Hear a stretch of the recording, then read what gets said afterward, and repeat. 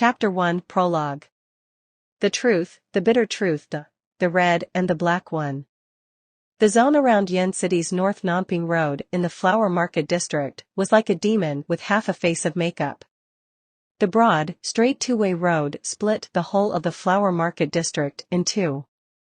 The East District was one of the city's busiest commercial centers, while the West District was a forgotten old slum, gathering place of the city's poor. Following several years of properties in the East District successively being auctioned off at sky-high prices by real estate tycoons, the old neighborhood, badly in need of transformation, had caught some reflected glory. The cost of paying off and relocating the residents had risen with the tide, frightening off a clutch of developers and erecting a capital barrier among the cramped and impoverished alleys. Neighbors living in dilapidated houses dreamed all day of using their dozen-square-meter rundown rooms to get rich overnight. Already they were feeling the sense of superiority from the idea that my home is worth millions torn down. Of course, these slum millionaires still had to put on their slippers and line up to empty their chamber pots every day. There was still a chill in the air on this early summer night. The summer heat that had accumulated during the day was quickly overwhelmed.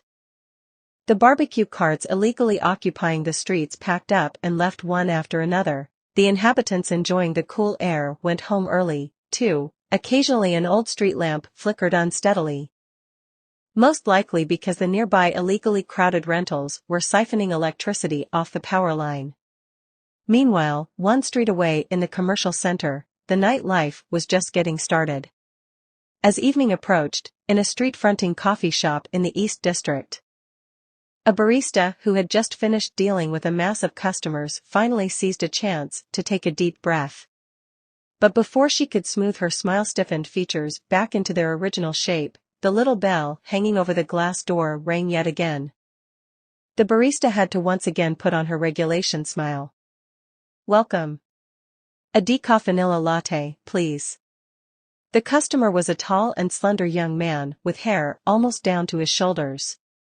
He was dressed in sedate and solemn business attire, wearing glasses with metal frames. The thin frame sat on the high, straight bridge of his nose. He looked down to get out his wallet, his hair swinging forward over his chin and covering nearly half of his face. In the light his nose bridge and lips seemed to have been daubed with a layer of pale glaze.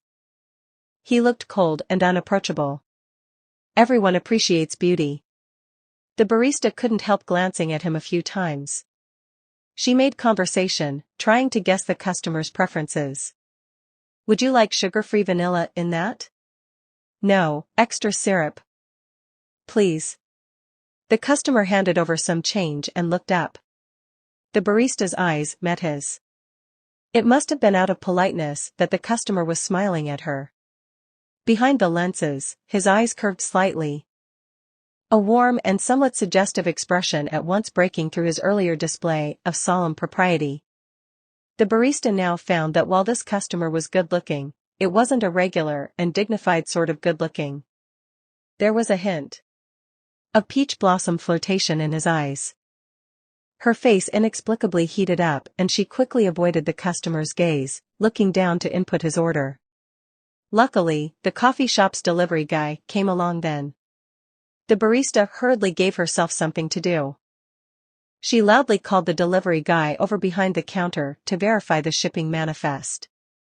The delivery guy was a young fellow, around 20, brimming all over with youth. He came into the coffee shop with the golden evening light. His skin was dark. He smiled, showing off a mouth full of small white teeth, and gave the barista a lively greeting.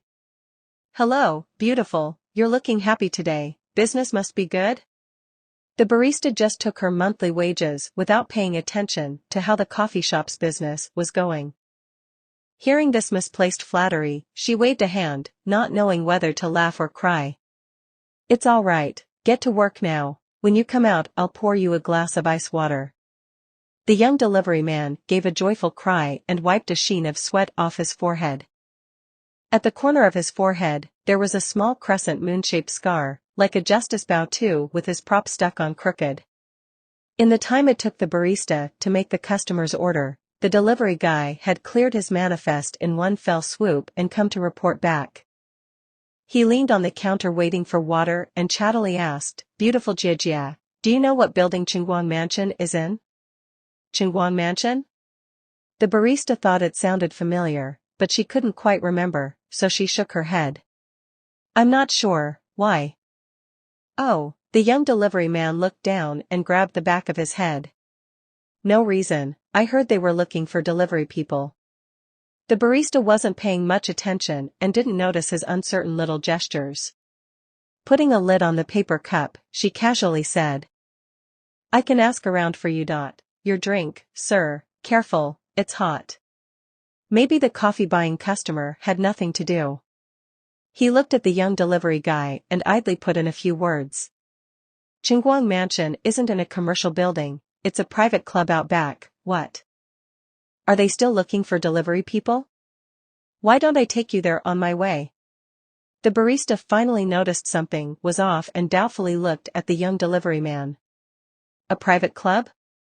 The young delivery man saw that his lie had been exposed, made a face, and, taking his cup of ice water and shipping manifest, ran off in a flash. Out back of the brightly lit heart of the East District's commercial center, there was a large swath of man-made greenery and landscape. A kilometer into it, you would find the deluxe residences of the elite strewn indistinctly throughout the heart of the landscape. They had to build their residences here, because solitude itself wasn't worth any money, it was only finding peace in noisy surroundings that was worth money.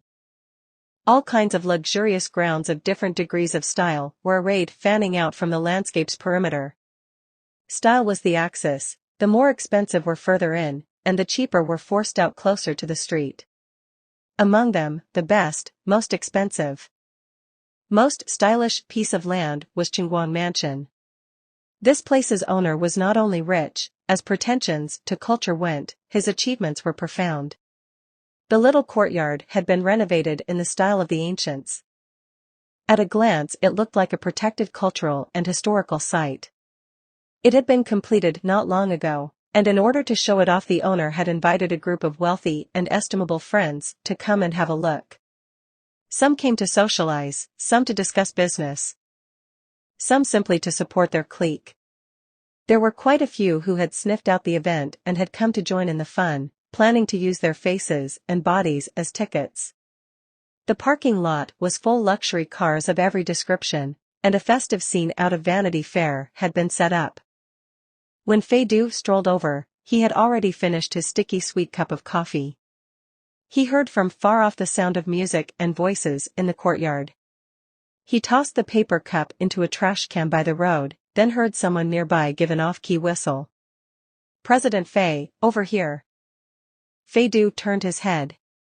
Not far from him, he saw a group of people standing, all idle rich kids. Heading them was a very modish young man, dressed all in rags. This was one of ZhouDu's drinking buddies, Zhang Donglai. ZhouDu walked over. "Making fun of me? Who would dare to make fun of you?" Zhang Donglai openly slung an arm around ZhouDu's shoulders. "I saw your car was already here, I've been waiting for you forever. What were you doing, and what on earth are you wearing? Were you just signing a bilateral trade agreement with the President of the United States?" ZhouDu didn't even glance at him. "Piss off." Zhang Donglai accordingly closed his mouth for a minute, pushing his endurance to its furthest point. "No way, this look of yours is too gauche. It's like bringing along someone's dad. How am I supposed to pick up chicks?" ZhouDu's steps paused briefly. He reached out a finger, hooked his glasses off, and casually hung them from Zhang Donglai's collar. Then he stripped off his suit jacket, rolled up the sleeves of his shirt, and started undoing buttons. He unbuttoned 4 in a row, revealing a large portion of an indistinct tattoo on his chest, then messed up his hair. He picked up Zhang Donglai's paw, slipped off 3 large rings as crude as thimbles, and put them onto his own hand. "Will this do, son?" Zhang Donglai considered himself a worldly person, but he was still dazzled by this stunning transformation. ZhouDu was the head of their group of rich kids.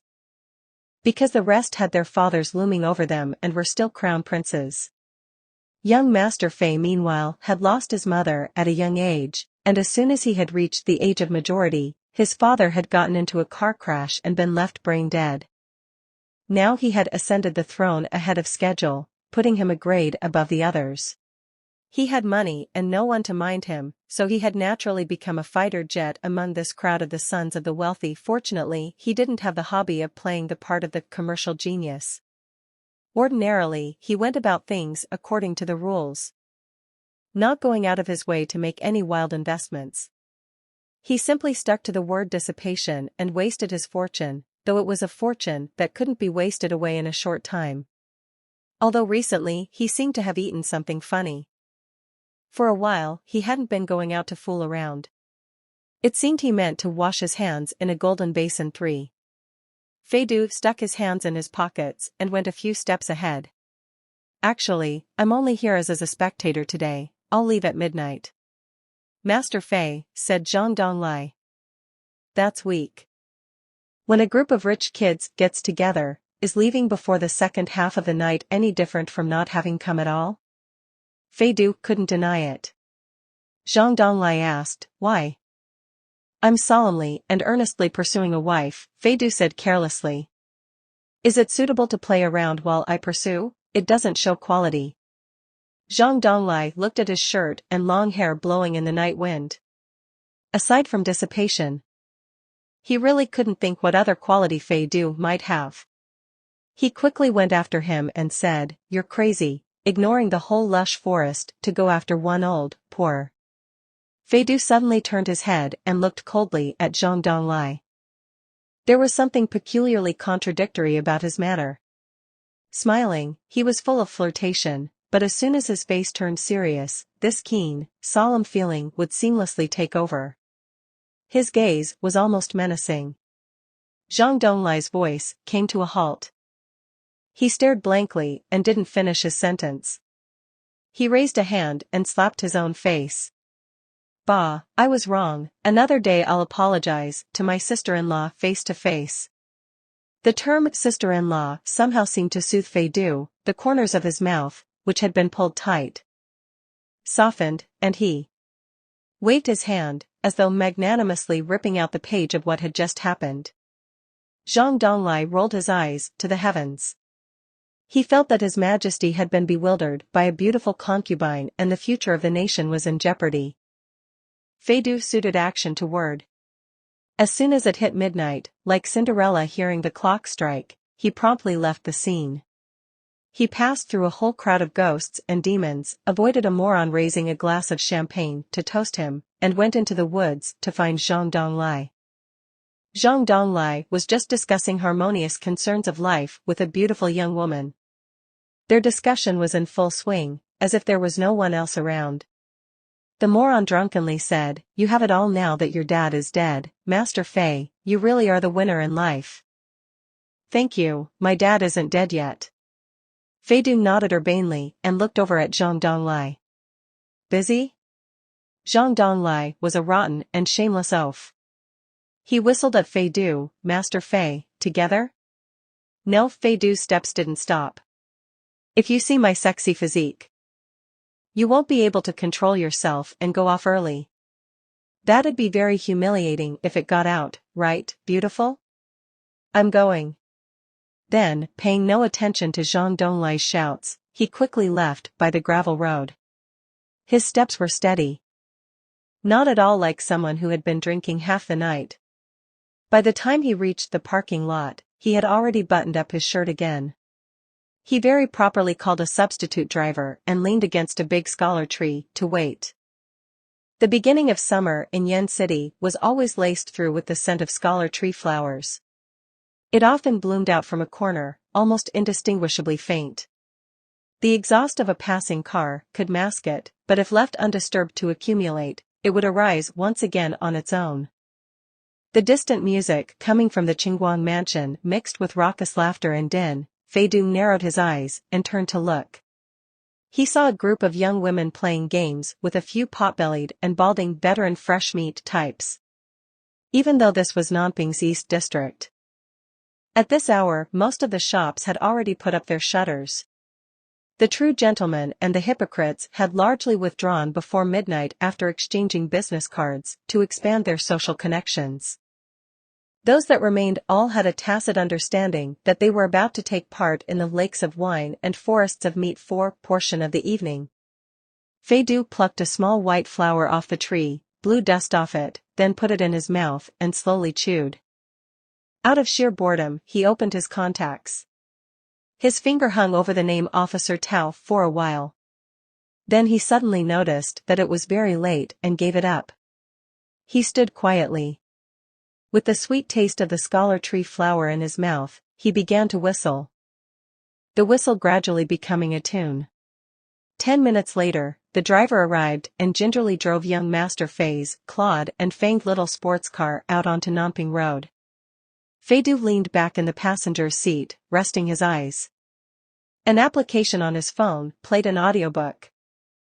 A man's limpid voice read in an even tempo, "I have secret enemies," answered Julian, 5. The substitute driver was a college student working part-time. He detested the world and its ways. He thought that if Fei-Du wasn't a debauched rich kid, then he was an overlooked 18th-rate minor celebrity. Suddenly hearing these words, he couldn't help looking over at Fei-Du in some astonishment. Just then, a car appeared ahead with its distance lights turned on, nearly blinding the driver. He silently cursed. Crazy, and automatically turned the steering wheel away, watching the car blazing its searchlights brush past him as swift as the wind and as quick as lightning. The driver's eyes were still a little dazzled. He couldn't see what kind of car it was. So he couldn't pick a suitable criticism between "you think you're so great because you're rich" and "if you don't have the money to afford a better car you shouldn't drive." He felt rather disappointed. Then he heard the thump of something dropping and turned to look. It turned out that the phone loosely clutched in his employer's hand had slipped and fallen. The recording was going on, but is the road less beautiful because there are thorns in the hedges which border it? Travelers go on their way and leave the wicked thorns to wait in vain where they are. Fei-Du was asleep, dead to the world. So he had been using the recording as a cure for insomnia. The driver looked away expressionlessly. TSK, so he was just a good-for-nothing. Golden on the outside but useless on the inside. While the young driver indulged in his flight of fancy, he drove steadily along the straight Nanping Road, while the car that had just dazzled his eyes turned off its lights after they had gone by, noiselessly turned, and drove with familiar ease into the silent West District. Nearing 1 in the morning, a streetlight that had flickered half the night at last died a natural death. A stray cat patrolling its domain jumped on top of a wall. Suddenly, it howled, all the fur on its body bristling. The weak moonlight fell on the ground, lighting a man's face. He was sprawled on the ground. His face was so swollen with congested blood that it was almost impossible to tell what he had originally looked like. You could just see that there was a little crescent moon-shaped scar at the corner of his forehead. Stuck to his forehead was a jaggedly torn piece of white paper, like a talisman to keep a corpse from walking. He was stone dead. The bristling stray cat was so startled it put a foot wrong and went slipping off the top of the low wall. It rolled and fled without looking back.